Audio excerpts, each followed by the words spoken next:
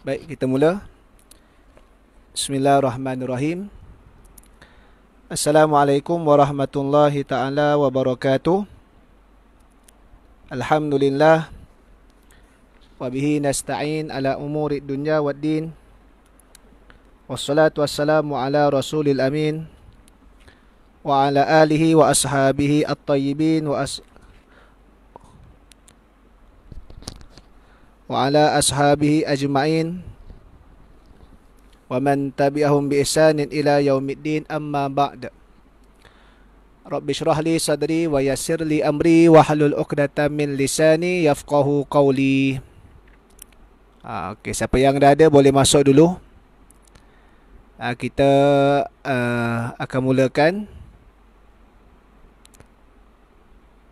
sebentar saja lagi, dan jemput juga jangan lupa untuk nanti subscribe channel YouTube Zuhaili Saiman untuk kita sebar luaskan lagi video-video dan rakaman-rakaman kuliah. Mudah-mudahan ada manfaat untuk kita bersama. Dan insya-Allah malam ni adalah kita khatamkan buku yang menghimpunkan 30 wasiat Al-Imam Asy-Syafi'i rahimahullahu ta'ala. Setelah mana kita bermula dengan hari yang pertama dalam tempoh perintah kawalan pergerakan pada 18 Mac yang lalu, dan kita pada hari ini merupakan hari yang ke-15. Bahkan PKP telah masuk kepada fasa yang kedua, diperketatkan lagi. Jadi malam ni kita akan selesaikan buku ini dengan wasiat Al-Imam Asy-Syafi'i rahimahullahu ta'ala pada yang ke-29 dan juga yang ke-30. Jadi mana-mana yang berkelapangan boleh kita sama-sama sertai dan boleh sebarkan, kongsi dan tularkan ke rakan-rakan media sosial dan juga ke grup-grup kumpulan-kumpulan yang kita ada. Baik, wasiat Al-Imam Asy-Syafi'i rahimahullahu ta'ala yang ke-29, iaitulah Allah Subhanahu wa ta'ala menjanjikan kepada orang-orang beriman bahawa akan memberi petunjuk dan jalan lurus, seperti ayat 54 dalam surah Al-Hajj yang bermaksud, dan sesungguhnya Allah sentiasa memimpin orang yang beriman ke jalan yang lurus. Itu kata-kata Al-Imam Asy-Syafi'i rahimahullahu ta'ala berdasarkan daripada ayat di dalam surah Al-Hajj ayat yang ke-54. Mendapat jalan yang lurus ni maksudnya mereka yang mendapat hidayah daripada Allah Subhanahu wa ta'ala terjamin selamat di dunia dan di akhirat. Dan kita meminta jalan yang lurus, diberikan hidayah petunjuk jalan yang lurus ni dalam semayang kita tak kurang daripada 17 kali, menerusi bacaan surah Al-Fatihah. Ihdinas siratal mustaqim, berikanlah kami hidayah petunjuk ke jalan yang lurus.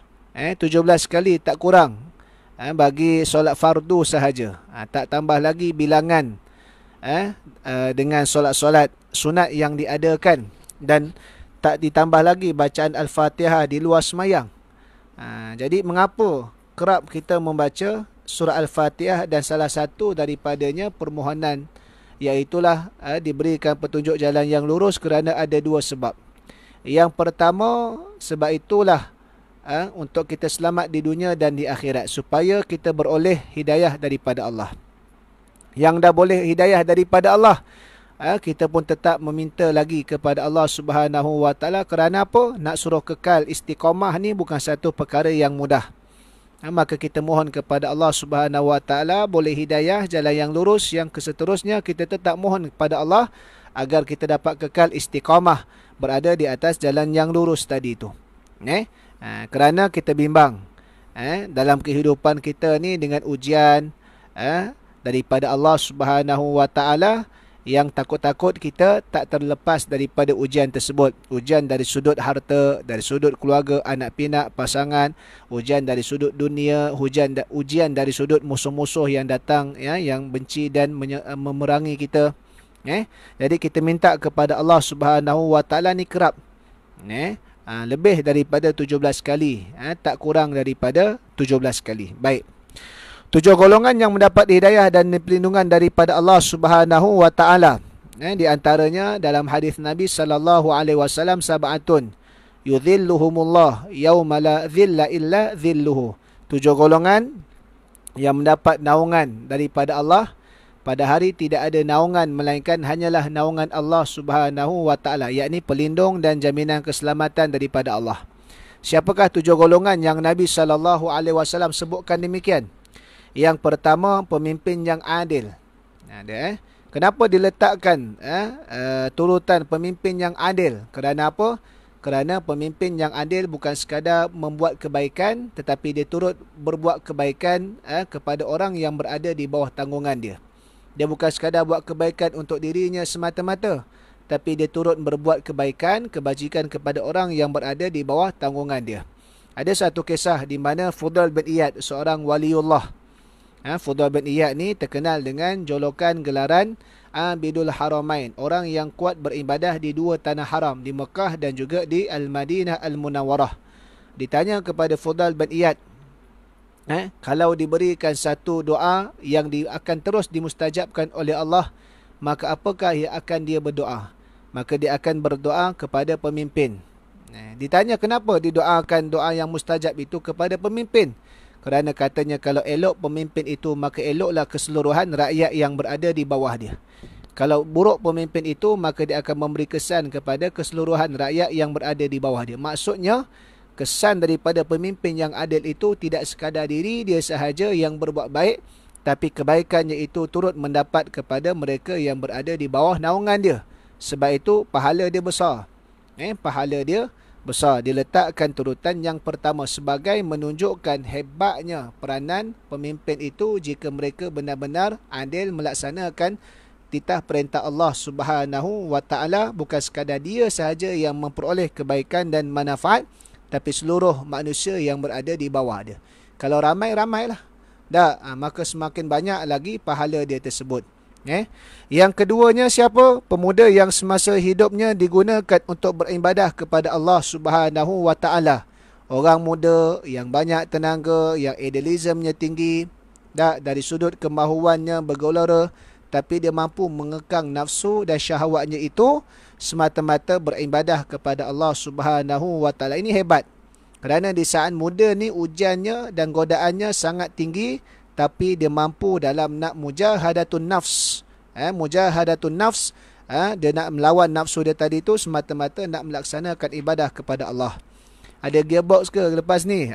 Zaman gearbox dah habis dah. Zaman kita perintah kawalan pergerakan tak ada gearbox. Solat Jumaat pun tak dapat nak dilaksanakan, apatah lagi gearbox. Nanti sabarlah selepas daripada ni. InsyaAllah Syazwan. Baik. Dia hebat. Bahkan Al-Imam Al-Ghazali pernah sebut, orang muda yang orang tua yang buat kebaikan Allah Ta'ala kasih, dan orang muda yang buat kebaikan Allah Ta'ala lebih kasih. Kerana apa? Disebutkan dalam kata-kata Al-Imam Al-Ghazali yang dinisbahkan itu, kenapa lebih kasih pada orang muda?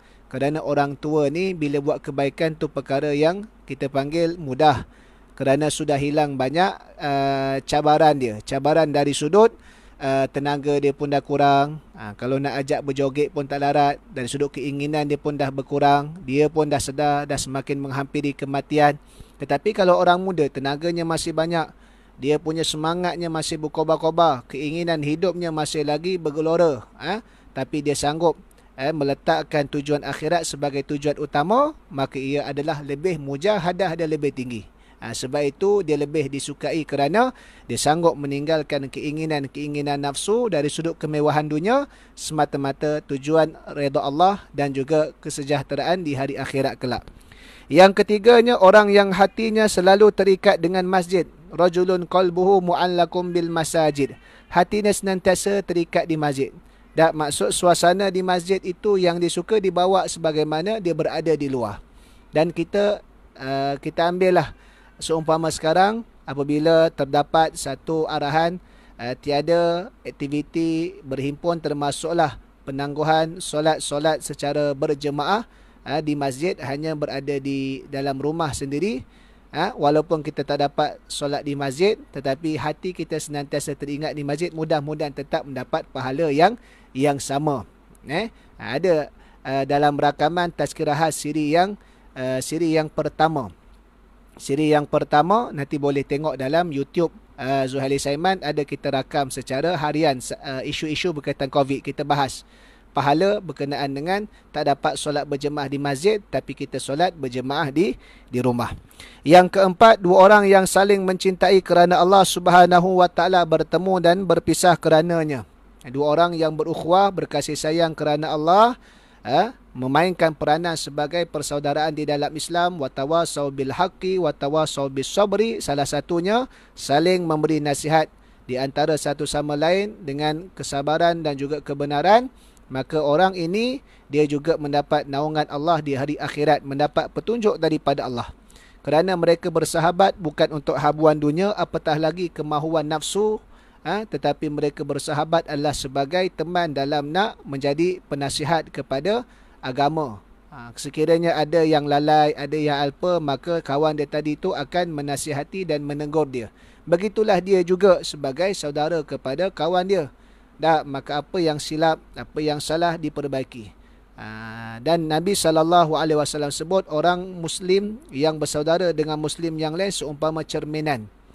Jadi apa yang dilihat pada saudaranya itu adalah sebagai muhasabah untuk diri dia. Maka ini dua orang yang berkasih sayang, bertemu dan berpisah kerana Allah. Bukan kerana semata-mata orang ni selalu belanja, dia berkawan. Bila tak belanja, tak berkawan, tidak. Tapi kerana dengan persaudaraan itu dia semakin baik dari sudut penghayatan dan amalan agamanya, maka itulah yang paling terbaik. Dan yang kelima, lelaki yang diajak melakukan maksiat oleh wanita bangsawan yang cantik menggoda, tetapi dia menolak dan berkata, saya takut kepada Allah. Seorang lelaki yang mampu ataupun manusia yang mampu mengekang nafsunya di saat waktu itu gelora maksiat sedang betul-betul berada di hadapan dia. Dia boleh terkeluar daripada lisan dia itu, aku takut kepada Allah. Maksud katanya, ketakutan dia kepada Allah menjadi sebagai benteng dia untuk dia nak melakukan maksiat. Dia tak mampu nak buat maksiat kerana dia sangat takut kepada Allah Subhanahu wa taala. Hebat. Sebagaimana seseorang itu takut kepada dibakar oleh api dunia, maka apatah lagi dia lebih takut daripada dibakar oleh api neraka Allah Subhanahu wa taala di akhirat. Baik. Dan yang keenamnya, orang yang bersedekah secara sembunyi sehingga tangan kirinya tidak tahu apa yang disedekahkan oleh tangan kanannya. Sedekah dalam keadaan niatnya ikhlas, semata-mata nak mencari redha Allah Subhanahu wa taala. Dalam bab sedekah ni, sama ada perkara tadi dizahirkan dari sudut laporan dan juga untuk teladan, tak ada masalah. Sebab ada dalam ayat Al-Quranil Karim pun sebut, alladzina yunfikuna amwalahum bil-laili wan-nahari sirran wa alaniyah. Mereka yang infak sama ada pagi ataupun malam, sama ada rahsia ataupun terang-terangan, maka semua tadi itu tidak ada masalah, tetap dapat pahala di sisi Allah. Yang penting ikhlas. Ikhlas ni perbuatan hati. Ikhlas ni perbuatan hati. Hanya orang itu dan Allah Ta'ala saja yang tahu. Ikhlas ni perbuatan hati. Kita tak mampu nak mengukur dalaman. Zahir dia selesai. Yang keduanya, selagi mana barang sedekah tadi itu memang sampai kepada orang yang layak dan orang yang penerima dia, tidak khianat di tengah jalan, maka selagi mana perkara ni jaga, selesai dari sudut ibadah sedekah kita tersebut. Dan ada juga satu artikel yang saya buatkan 2-3 hari baru-baru ni, boleh tengok dalam page ataupun Facebook saya, Abezu Saiman, yang berjudul Islam dan Sedekah. Kita ada bahas juga berkenaan dengan perkara tersebut, Islam dan sedekah. Jadi yang pentingnya maksud dia ikhlas. Bukan nak riak, nak mendapat pujian manusia, nak dapat penghormatan, nak dapat yang dihargai. Kalau orang tak puji, orang tak hargai, dia tak buat. Itu jelas ada pengaruh dari sudut nak dapat penghormatan dan pujian manusia. Tapi yang penting, dia punya sedekah tadi tu ikhlas semata-mata kerana Allah dan sampai kepada orang yang selayaknya mendapatkan sedekah yang diberikan tersebut tadi. Dan yang ketujuh, orang yang selalu berzikir pada waktu bersendirian sehingga mengalir air mata. Dia duduk sendirian, waktu munajat, waktu qiyamul lail, dia berzikir, dia beribadah kepada Allah sehingga air mata dia mengalir, takut kepada Allah Subhanahu wa ta'ala. Nah, ini 7 golongan ni disebutkan dalam hadis yang diriwayatkan oleh Al-Imam Al-Bukhari dan juga Imam Muslim. Dan memang ada satu hadis Nabi SAW yang lain yang bermaksud 2 mata yang takkan disentuh oleh api neraka. Pertama, mata yang menangis kerana takutkan Allah, yakni takut melakukan dosa kepada Allah. Dan yang keduanya, mata yang berjaga.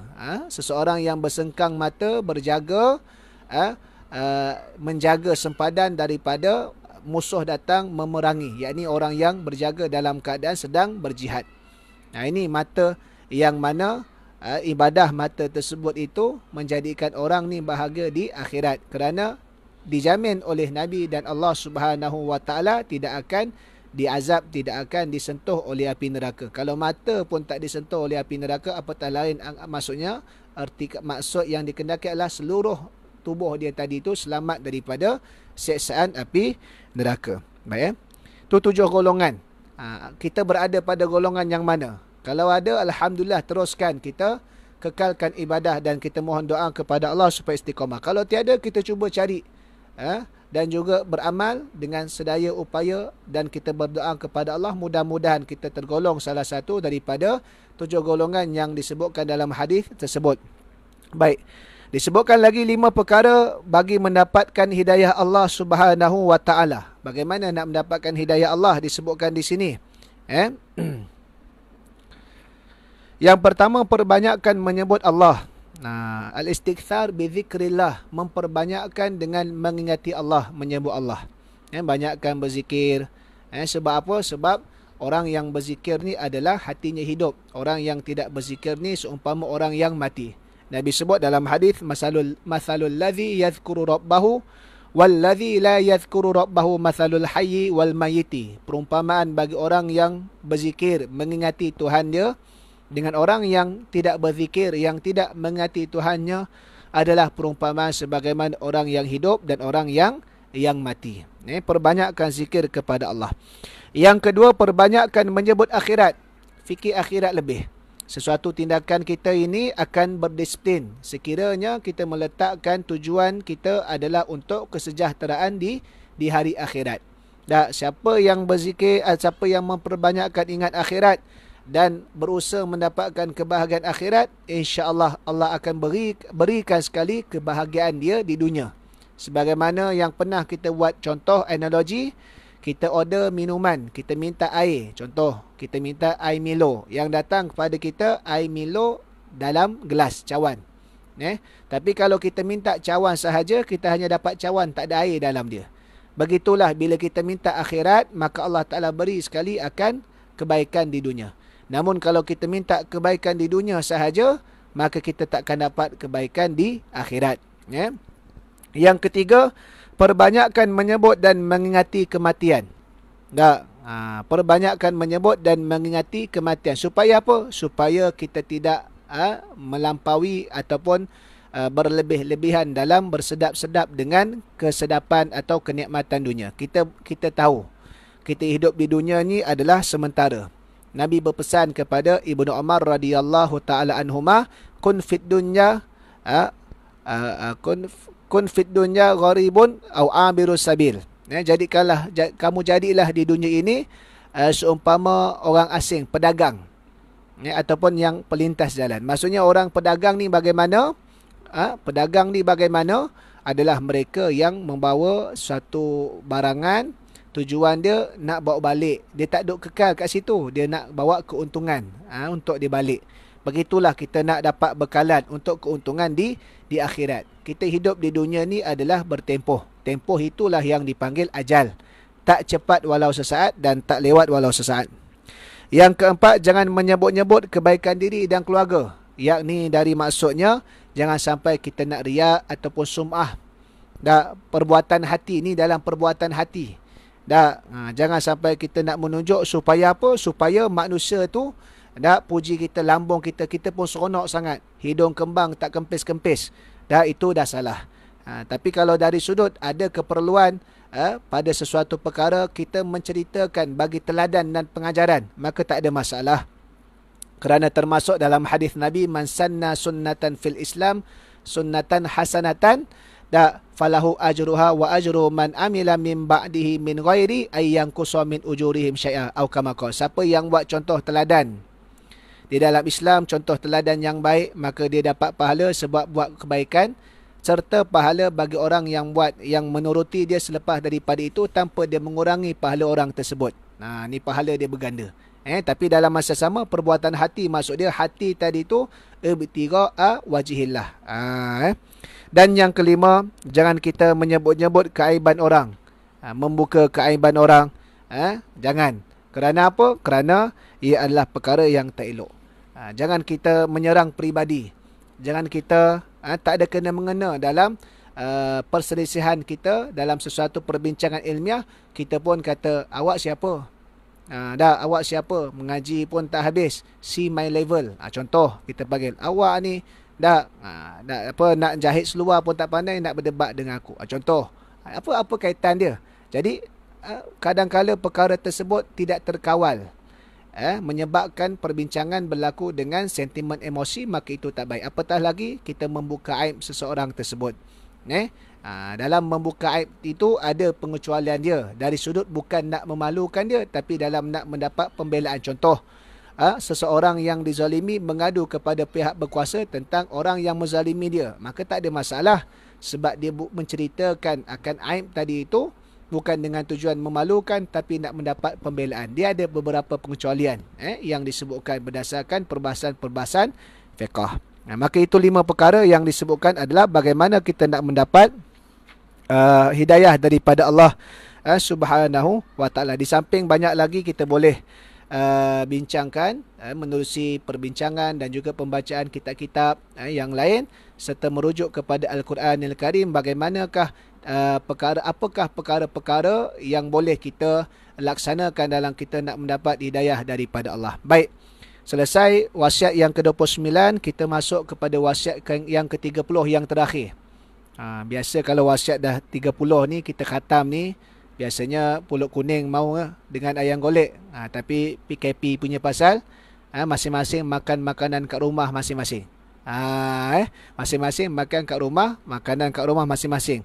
Dah 15 hari dah, macam-macam menu dah belajar. Tengok rancangan, masakan macam-macam, cuma tinggal tindakan je. Tengok masing-masing punya rumah makan. Baik, yang ke-30 iaitulah berkenaan dengan rezeki yang baik dan keberkatan. Kata Al-Imam Asy-Syafi'i rahimahullah ta'ala, Allah Subhanahu wa ta'ala menjanjikan kepada orang yang beriman bahawa mereka akan memperoleh rezeki yang baik dan pelbagai keberkatan selagi mereka menunaikan perintah Allah Subhanahu wa ta'ala. Allah Subhanahu wa ta'ala menyatakan dalam surah Al-A'raf ayat 96 yang bermaksud, dan sekiranya penduduk negeri itu beriman serta bertakwa, tentu kami bukakan kepada mereka keberkatan dari langit dan bumi. Tetapi mereka mendustakan Rasul kami, lalu kami timpakan mereka dengan azab seksa disebabkan apa yang mereka usahakan. Ayat ni biasa kita sebut, biasa kita diperingatkan berkenaan dengan melaksanakan kebaikan berasaskan iman dan ketakwaan, terutamanya bagi sebuah negara. Walau anna ahlal qura amanu wattaqau la fatahna alaihim barakatim minas sama'i wal ard walakin kadzabu fa akhadnahum bima kanu yaksibun. Baik. Hilang iman, hilang keberkatan, muncul kegawatan ekonomi. Apabila tidak ada iman, tidak ada ketakwaan dalam diri seseorang tersebut, dalam penduduk sebuah negara tersebut, maka akan hilanglah hilanglah keberkatan dan akan berlakulah pelbagai masalah. Sebab itu masalah-masalah yang berlaku, kerosakan-kerosakan yang berlaku adalah muhasabah kepada diri manusia itu sendiri.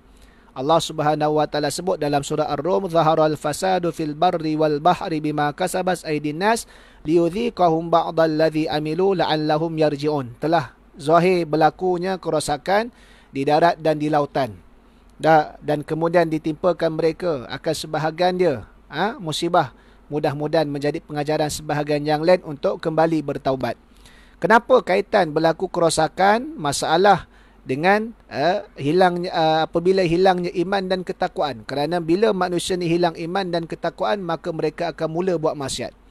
Mereka akan merampas, mengambil harta tanpa hak, mereka akan mencuri, mereka akan menzalimi orang lain. Kenapa boleh berlaku perkara-perkara tersebut? Apabila iman dan takwa tidak ada dalam diri seseorang. Akhir sekali dia tak fikir batasan dosa dan pahala, dia akan buat apa sahaja demi nak memuaskan nafsu dia tadi tu. Dah, sebab itu asas pertama sekali adalah bagaimana kita menerapkan keimanan dan juga ketakwaan dalam diri seseorang tersebut. Kalau orang tadi tu ada takwa, dia takkan ambil harta orang secara batil. Kerana apa? Kerana kesan daripada memakan harta secara batil ni kesan dia besar. Yang pertamanya, iaitulah doa dia tidak dimustajabkan oleh Allah.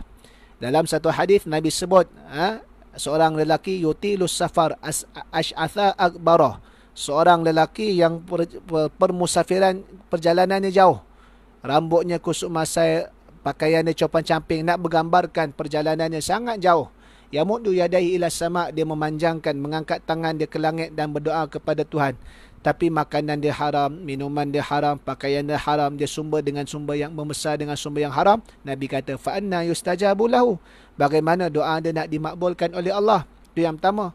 Yang kedua, di antara kesan daripada memakan harta secara haram, iaitulah diazab oleh api neraka terlebih utama.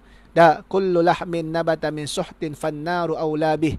Setiap daging yang tumbuh daripada sumber yang haram, maka nerakalah yang terlebih layak daripadanya. Sebab itu, berhati-hati. Maka apa yang perlu dibuat dalam kita nak memastikan sebuah negara tadi itu baik dan punyai keberkatan? Kena mendidik rakyat dengan ilmu. Mengajak rakyat kepada hidayah Allah Subhanahu wa taala. Walaupun tidak ada manusia yang nampak mereka, tidak ada CCTV yang kawal mereka, pantau mereka, tapi dia yakin raqib dan atid yang berada di kanan dan kiri dia yang ditugaskan oleh Allah tak terlepas daripada sebarang catatan amalan. Dan kena ingat, malaikat ni makhluk Allah, tentera Allah yang fitrah dia. Allah Ta'ala sebut, la ya'sunallah ma amarahum wa yaf'aluna ma yu'marun. Mereka sama sekali tidak akan mendurhakai Allah dan mereka pasti akan buat apa sahaja yang diperintahkan oleh Allah. Nak sogok malaikat tak boleh. Nak lari daripada malaikat tak boleh. Nak berhelah dengan malaikat pun tak boleh. Jadi walaupun tak ada manusia, tak ada kamera CCTV yang lihat dia, tapi dia tetap berjaga-jaga kerana malaikat kanan dan kirinya ada. Baik. Antara formula dalam kita nak mencari keberkatan dalam sesebuah kehidupan dan negara, sebagaimana yang disebutkan adalah yang pertama sekali, yang pertama adalah ilmu para ulama dan cendekiawan. Maka peranan ulama ni penting dalam nak menasihati dan juga bermuhasabah. Supaya apa? Tindakan-tindakan dan juga tindak tanduk apa sahaja polisi dasar yang dibuat oleh pemerintah tidak bercanggah dengan syariat. Yang keduanya, keadilan pemerintah. Pemerintah itu melaksanakan tanggungjawab yang amanah dan memastikan mereka yang layak mendapat hak mereka dapat, dan melaksanakan tugas dengan yang terbaik, bertakwa kepada Allah Subhanahu wa taala dan menjaga seluruh kebajikan rakyat. Yang ketiganya, amanah para pedagang. Korporat-korporat amanah. Duit yang dimilikinya tadi itu, mana yang bahagian peratusan yang wajib dizakatkan. Ada lebihan dalam diberikan infak dalam nak membantu.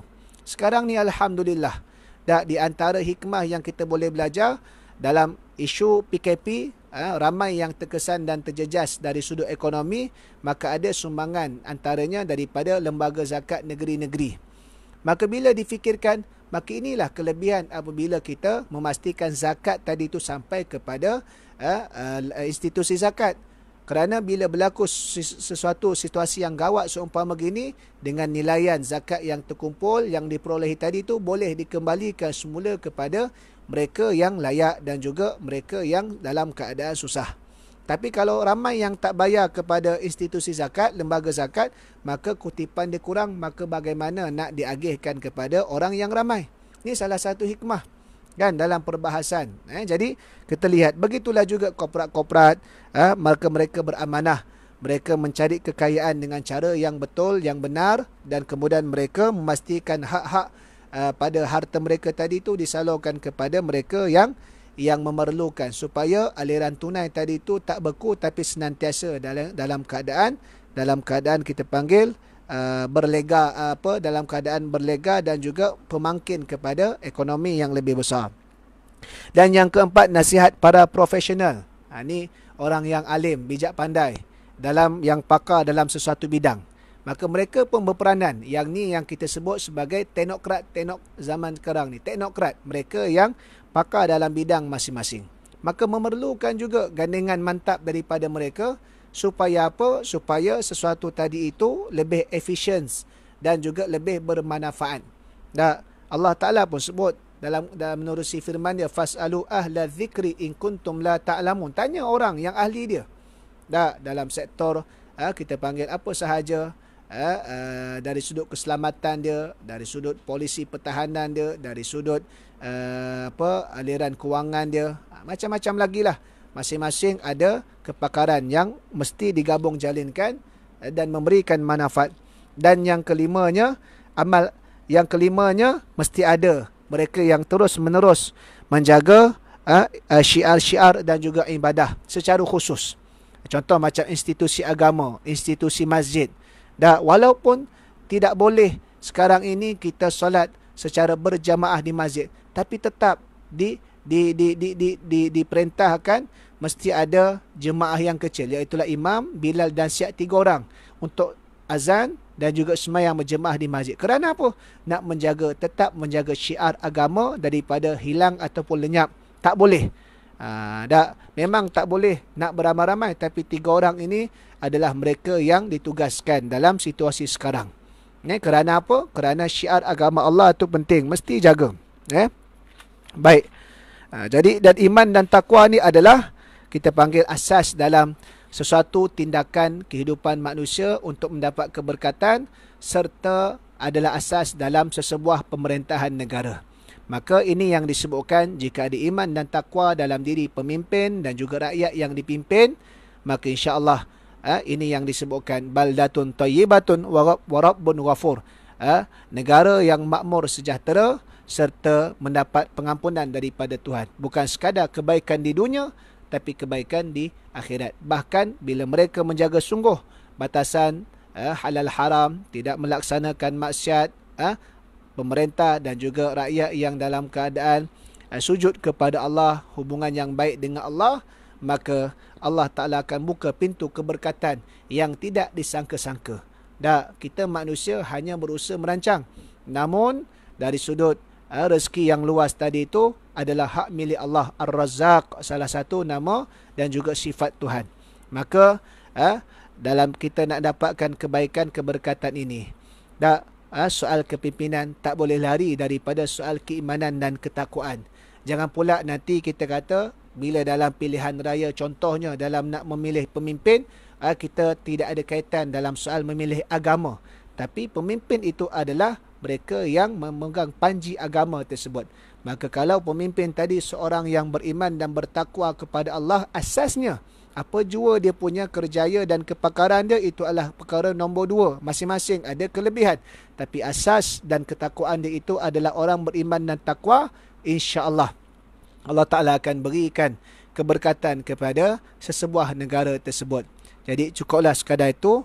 Alhamdulillah selesai kita wasiat yang ke-30, dan kita telah mengkhatamkan buku yang menghimpunkan 30 wasiat Al-Imam Asy-Syafi'i rahimahullahu ta'ala. Yang ni buku dia, mungkin ada cetakan muka depan yang lain, itu masing-masing punya syarikat penerbit. Tapi itu buku dia, Alhamdulillah, bagi sahabat-sahabat, kawan-kawan dan juga kenalan-kenalan yang tidak berkesempatan ataupun terlepas wasiat-wasiat 1 sampai 28 sebelum daripada ini, boleh pergi ke channel YouTube Zuhali Saiman. Di sana kita ada kita ada muat naik akan rakaman-rakaman sebelum daripada ini.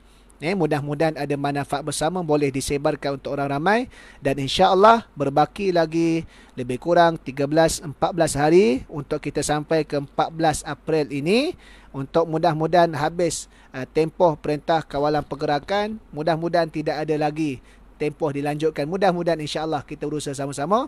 Maka kita akan kuliah malam maghrib secara dalam talian online. Kita akan membaca buku Ayyuhal Walad. Karangan Al-Imam Al-Ghazali rahimahullahu ta'ala. Nampak buku-buku pun tulisan Jawi.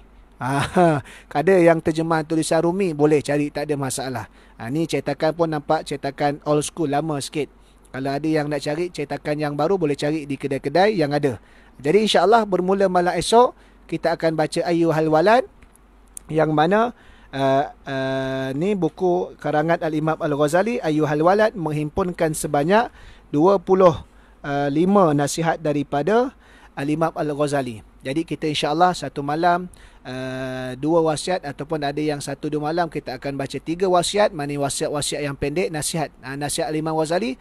Insya-Allah 14 April kita akan habiskan kitab Ayyuhal Walad. Mudah-mudahan mendapat manfaat bersama.